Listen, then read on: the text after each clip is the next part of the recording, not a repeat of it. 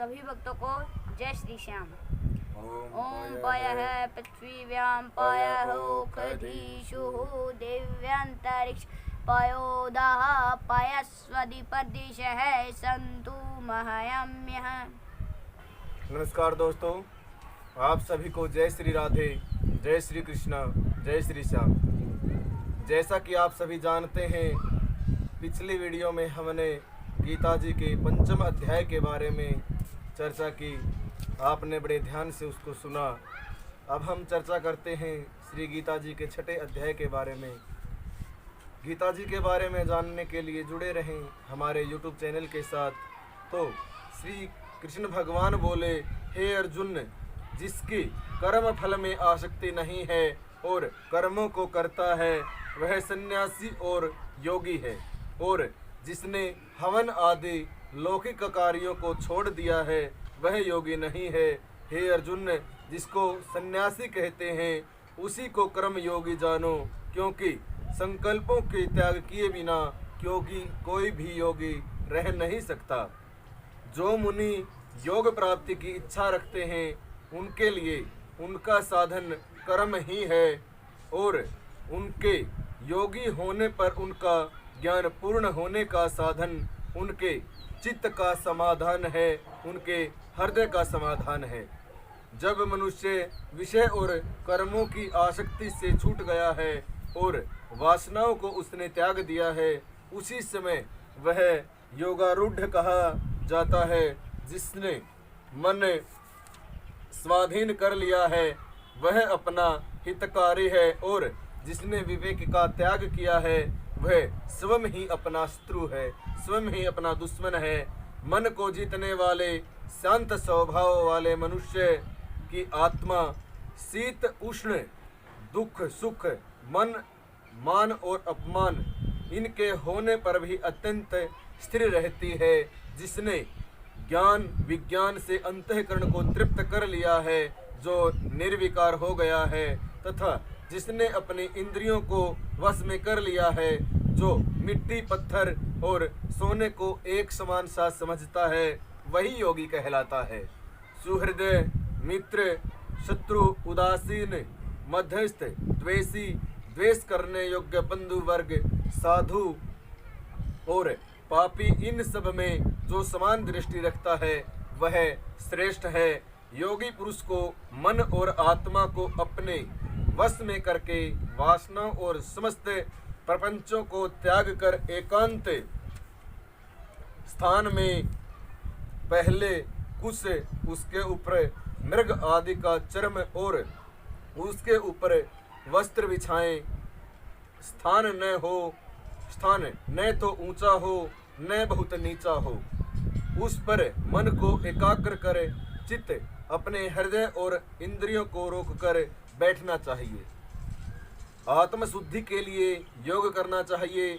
शरीर, मस्तिष्क और गर्दन को सम करके अचल होकर स्थिर हो जाएं और अपने नाक के अग्रभाग को देखता हुआ सब दिशाओं से अपनी दृष्टि हटाए। भय रहित होकर शांत चित्त से ब्रह्मचर्य व्रत का पालन कर मन को रोककर उसे मुझ में ही लीन होकर मन के योग में लगाएं। इस प्रकार मन को वश में करने वाला योगी निरंतर योगाभ्यास करते रहने पर से मुझ में रहने वाली और अंत में निर्वाण पद अर्थात मेरे स्वरूप में लीन करने वाली शांति प्राप्त होती है। हे अर्जुन, जो अधिक भोजन खाता है या अनेक दिन उपवास करता है, जो बहुत सोता है या जागता रहता है, उसके योग प्राप्त नहीं होता। जो उपयुक्त आहार और विहार करता है तथा कर्मों का योग रीति से पालन करता है तथा जो यथा समय सोता और जागता है, योग ऐसे पुरुष का दुख मिटा देता है। तब संयम को प्राप्त हुआ चित्त अपने आत्मा में स्थिर हो जाता है और सब कामनाओं से निवृत्त हो जाता है। तभी योगी मोक्ष पद पा लेता है।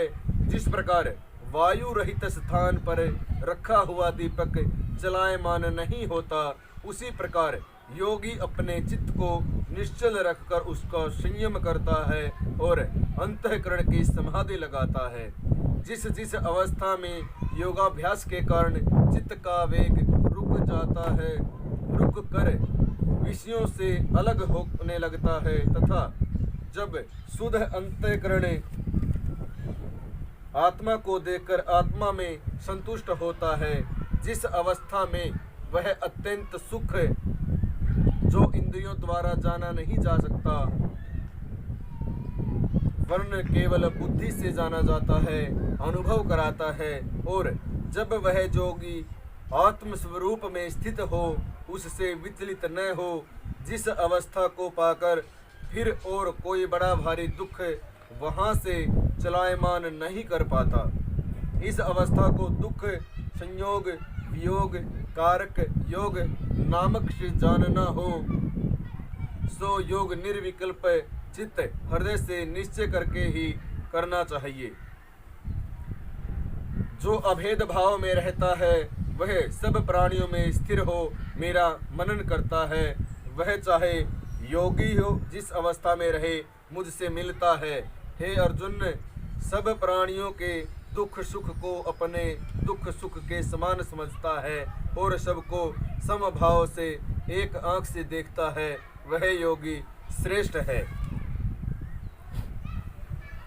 वह बुद्धिमान योगियों के ही कुल को में जन्म पाता है। इस प्रकार का जन्म पाना भी इस लोक में बड़ा दुर्लभ है। बड़े श्रम और यत्न से जो योगाभ्यास करता है वह पापों से शुद्ध होकर अनेक जन्मों में प्रसन्न परिश्रम करता है और सफल होता है और परम गति को प्राप्त हो जाता है।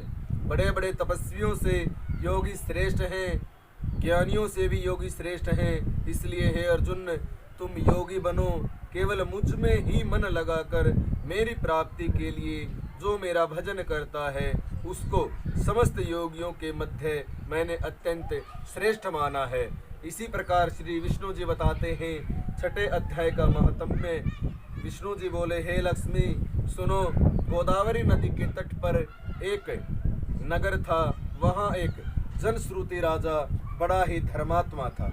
एक दिन नगर के ऊपर हंस उड़ते हुए आए और बैठ गए, परंतु बैठते ही एक हंस बहुत व्याकुल होकर उतावला होकर तेजी से उड़ा। तो वहाँ के लोगों ने देखा और हंसों से पूछा कि क्या बात है, इतना उतावला होकर क्यों उठा? क्या यह जनश्रुति नामक राजा से पहले ही स्वर्ग जाना चाहता है? तो उन हंसों का जो सरदार था वह बोला, नहीं, ऐसी बात नहीं है, और जनश्रुति राजा से पहले तो एक रैयक नामक ऋषि वैकुंठ धाम को प्राप्त करेगा। वैकुंठ धाम का स्थान स्वर्गलोक से भी कहीं ऊंचा है। तो यह बात सुनकर राजा ने सोचा कि क्या पता रैयक ऋषि का दान या उनका व्यवहार उनसे पुण्य कितना बड़ा हो सकता है, इसलिए चलकर देखा जाए। राजा ने सारथी से रथ मंगवाया और चलकर सबसे पहले बनारस श्री काशी जी में गए। वहाँ पर गंगा स्नान कर ब्राह्मणों को दान किया और शिव जी महाराज के दर्शन किए। फिर लोगों से पूछा, यहाँ कोई रैयक मुनि रहते हैं? लोगों ने कहा नहीं। फिर राजा ने उत्तर दिशा की ओर जाकर बद्रीनारायण को परसा। वहाँ से राजा का रथ चले नहीं। तब राजा ने सोचा कि मेरा रथ पृथ्वी की परिक्रमा करके आया है, परंतु किसी भी स्थान पर नहीं अटका और यहाँ पर रुका है, तो यहाँ कोई पुण्य आत्मा जरूर है जिसके तेज से मेरा रथ नहीं चलता। तब राजा ने उतर कर देखा तो पर्वत के कंदरा में मुनि बैठा था, जिसके तेज में बहुत ही प्रकाशमान था। राजा ने सोचा कि यही रैयक मुनि है। जाकर उन्होंने प्रणाम किया। रैयक मुनि से देखते ही बोले कि हे ऋषि, सबसे पहले दंडवत आपकी चरण वंदना, हाथ जोड़कर आपकी स्तुति करता हूँ। कृपा करके मुझे बताएं, आपके चेहरे पर इतना प्रकाश, इतना तेज किस लिए है?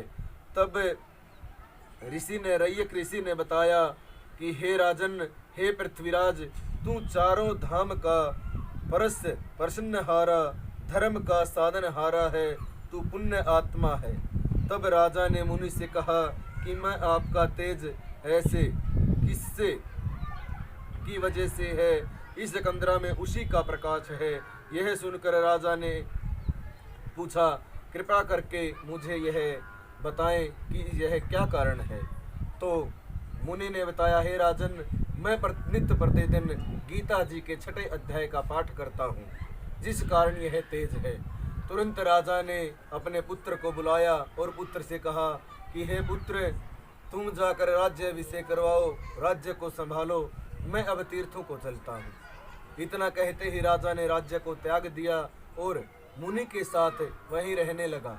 और मुनि ने 6 अध्याय का पाठ किया, राजा भी उसके साथ साथ करने लगा। फिर रैयक मुनि और राजा ने एक दिन प्राणायाम करके अपने देह को त्याग दिया और स्वर्ग लोक से विमान आए, जिस पर बैठकर वो वैकुंठ गए। जय श्री राधे। इसीलिए कहते हैं कि हमेशा अपने बच्चों को संस्कार दें, उपहार के बजाय संस्कार देने चाहिए, क्योंकि एक सुनार के कूड़े की कीमत हमेशा ही लोहे से ज़्यादा होती है। जय श्री राधे, जय श्री कृष्णा, जय श्री श्याम।